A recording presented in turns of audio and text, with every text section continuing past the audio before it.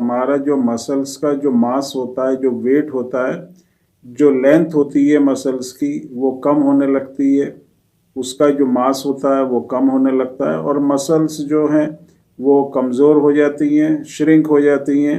और ये जो प्रोसेस होता है ये प्रोग्रेसिव रहता है। प्रोग्रेसिव का मतलब टाइम के साथ साथ जो है इस तरह की कंडीशन बढ़ती ही चली जाती है। वैसे भी जो हमारा मांसपेशी होती हैं, जो मसल्स होती हैं, वो एज के साथ जो है डिजेनरेट होने लगती हैं, उसमें मसल का लॉस होने लगता है। ये एक एजिंग प्रोसेस होता है। जैसे जैसे हमारी उम्र बढ़ती है हमारी मसल्स कमज़ोर होती चली जाती हैं। आपने देखा होगा कि जो बुज़ुर्ग लोग होते हैं, एजेड पीपल होते हैं, उनकी मांसपेशी बहुत ज़्यादा कमज़ोर हो जाती हैं। और जब ज़्यादा उम्र हो जाती है तो उसमें देखा गया है कि उनको चलने में, बैठ के उठने में या दूसरी मूवमेंट करने में भी परेशानी होती है। उनका जो पॉस्चर होता है वो चेंज हो जाता है। सीधे चलने में उनको परेशानी होती है, वो झुक के चलने लगते हैं, हाथ पैर उनके कांपने लगते हैं और बहुत ज़्यादा वीकनेस होती है। तो इसी एक जो कंडीशन होती है, इसी को जो है डीजेनरेशन ऑफ मसल कहते हैं या मसल वेस्टिंग कहते हैं। तो ये तो एक नेचुरल प्रोसेस हो गया जिसमें एज के साथ साथ इस तरह की कंडीशन होती है। लेकिन अगर इसी तरह की कंडीशन छोटे बच्चों में या जवान लोगों में होती है तो इसको हम एक नेचुरल प्रोसेस नहीं कहेंगे, इसको हम एक बीमारी कहेंगे। और ये बीमारी होती है हमारे मसल से रिलेटेड, जिसको हम मस्कुलर एट्रोफी या मस्कुलर डिस्ट्रॉफी कहते हैं। जैसे एक बुज़ुर्ग आदमी बहुत ज़्यादा वीक हो जाता है, कमज़ोर हो जाता है, उसकी मांसपेशी बहुत ज़्यादा वीक हो जाती है, उसी तरह से एक छोटा बच्चा या जवान आदमी, उसकी भी इसी तरह की स्टेज हो जाती है, इसी तरह की कंडीशन हो जाती है। क्योंकि मस्कुलर डिस्ट्रॉफी में क्या होता है कि जो मांसपेशी होती हैं वो इतनी कमज़ोर हो जाती हैं कि जो हम कोई भी अगर हम काम करेंगे, मूवमेंट करेंगे, वो मूवमेंट या वो काम हम नहीं कर पाएंगे। मसल्स श्रिंक होने लगेंगी, मसल्स बहुत ज़्यादा कमज़ोर होने लगेंगी और मसल्स इतनी कमज़ोर होंगी कि हम बैठ के उठने में हमें परेशानी होगी, चलने में परेशानी होगी। और जो मास होता है मसल्स का, जो वेट होता है, वो बहुत ज़्यादा कम हो जाता है। जो बुज़ुर्ग लोगों में हम अपनी पूरी लाइफ में, जैसे एक बच्चे से बड़ा होकर के जवान होता है, फिर एक बुज़ुर्ग उसमें तब्दील हो जाता है। तो इस नेचुरल प्रोसेस में भी 20 से 40% हम अपने मसल का जो मास होता है उसको लूज़ कर देते हैं या उसकी हमारे बॉडी में कमी हो जाती है। इसी की वजह से जो है मांसपेशी में कमज़ोरी आती है।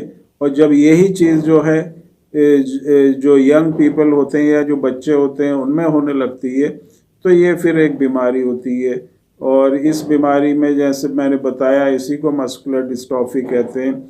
मांसपेशी का बहुत ज़्यादा कमज़ोर हो जाना, मांसपेशी का सिकुड़ जाना और मांसपेशी का श्रिंक हो जाना, यही जो कंडीशन होती है मस्कुलर डिस्ट्रॉफी में होती है।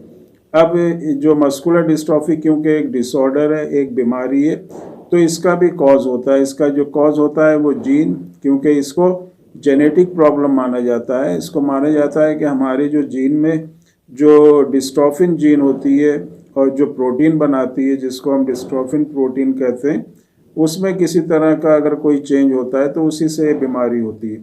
जो बुज़ुर्ग लोगों में एक कमज़ोरी होती है वही जवान में या एक बच्चे में हो जाती है और इस तरह की कंडीशन उसमें हो जाती है। मांसपेशी इतनी कमज़ोर होती हैं कि वो बच्चा जो है, जो एक नॉर्मल बच्चा भाग सकता है, खेल सकता है, कूद सकता है और अपनी जो एक्टिविटी होती है उसको कर सकता है, लेकिन जिसको मस्कुलर डिस्ट्रॉफी होती है वो इस तरह का कोई भी काम नहीं कर सकता। जैसे बहुत ज़्यादा बुज़ुर्ग लोग होते हैं उनको सपोर्ट दे के उठाना पड़ता है या इधर से उधर ले जाना पड़ता है, उसी तरह से जिनको मस्कुलर डिस्ट्रॉफी होती है उनको भी सपोर्ट दे के उठाना पड़ता है। उनको इधर से किसी दूसरी जगह पर लेके जाना है तो सपोर्ट से ही वो चलते हैं। लेकिन जो दूसरी चीज़ होती है मस्कुलर डिस्ट्रॉफी में, और ख़ास तौर से जो डीएमडी होती है, ड्यूशेन मस्कुलर डिस्ट्रॉफी, उसमें ये जो वीकनेस होती है इतनी तेज़ी से बढ़ती है कि 10 से 11 साल का होते होते जो बच्चा है वो इतना वीक होता है कि वो अब सपोर्ट से भी नहीं चल पाता।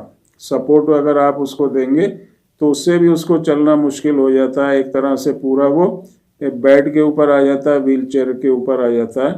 तो कंडीशन जो है बहुत ही ख़राब हो जाती है। तो इस चीज़ को हमें ध्यान में रखना है कि हम अपनी कंडीशन इस फॉर्म में ना लेके आएँ जिनको मस्कुलर डिस्ट्रॉफी है।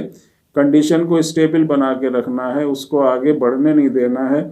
सबसे बड़ी जो चीज़ है हमारी जिसको मस्कुलर डिस्ट्रॉफी है, वो अपनी कंडीशन को स्टेबल रखें, कमज़ोरी को बढ़ने ना दें। और इसी को हम कर सकते हैं बहुत आसानी से होम्योपैथिक मेडिसिन से। इन मेडिसिन को जो यूज़ करते हैं उनको बहुत अच्छे रिजल्ट इन मेडिसिन से मिलते हैं, और उनकी जो कमज़ोरी होती है, वीकनेस होती है, उसकी प्रोग्रेस रुकती है, मसल्स में स्ट्रेंथ आती है, और मसल्स में रिपेयर होता है, और मसल्स रिवाइव होती हैं, एक्टिवेट होती हैं, और एक कंडीशन नॉर्मल कंडीशन बनती है। तो इस तरह की मेडिसिन जो है होम्योपैथिक मेडिसिन सिस्टम में अवेलेबल होती हैं।